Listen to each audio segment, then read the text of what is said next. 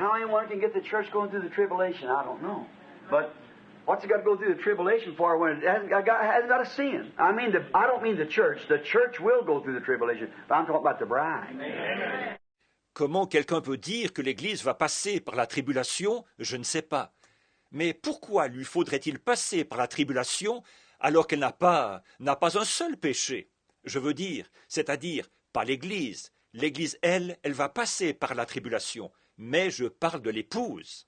The bride, no, it hasn't got a sin against it at all. It's done been bleached out. There's not even a smell of it. There's nothing left. They're perfect before God.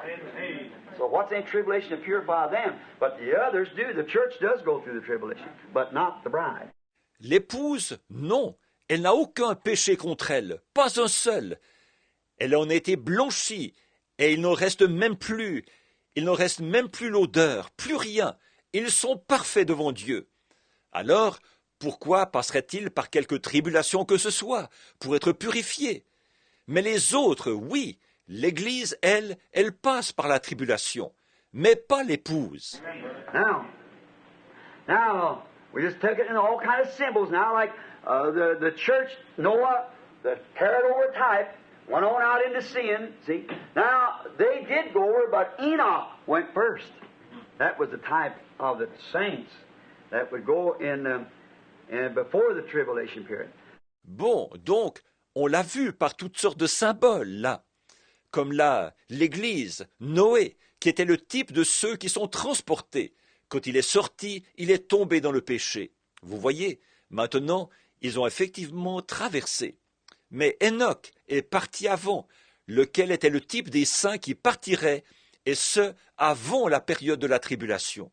Now we find out this lamb opened the seal. Now the first beast we find, if you notice, the first beast we find was the first beast was a lion, a living creature. Found that in the book of the church ages. Maintenant, nous voyons que cet agneau a ouvert le sceau. Or, le premier être vivant que nous avons vu, si vous remarquez, le premier être vivant que nous avons vu, c'était un lion, un animal. Nous avons vu ça dans le livre des âges de l'Église. And then the second beast, I believe, was the face of an ox or a calf. And the third beast was the face of a man. But the fourth beast was the face of an eagle. Ensuite, le deuxième être vivant, il avait la face d'un bœuf ou d'un veau, je crois. Et le troisième être vivant avait la face d'un homme. Mais le quatrième être vivant, il avait la face d'un aigle. Now that's exactly the way we got them, routining just exactly like that, and that's exactly the way they're even placed in the book here. Or, c'est exactement comme ça qu'on les avait vus, exactement dans cette succession-là. Et c'est même exactement comme ça qu'ils sont placés dans le livre ici. And then there's a great teacher at one time in Florida teaching, saying that the book of Acts was just merely a scaffold work for the church.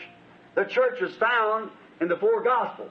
Il y avait un éminent docteur, une fois en Floride, qui apportait un enseignement et qui disait que le livre des Actes, c'était seulement un échafaudage pour l'Église, que c'était dans les 4 évangiles qu'on trouvait l'Église.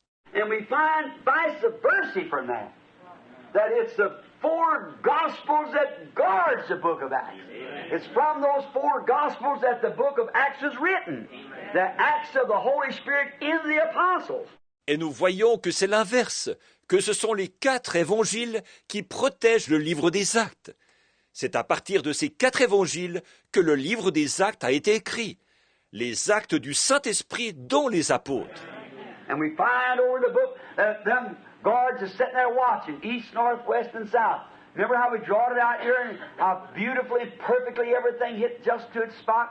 Et nous avons vu dans le livre que les gardes étaient là, ils veillaient, à l'est, au nord, à l'ouest et au sud.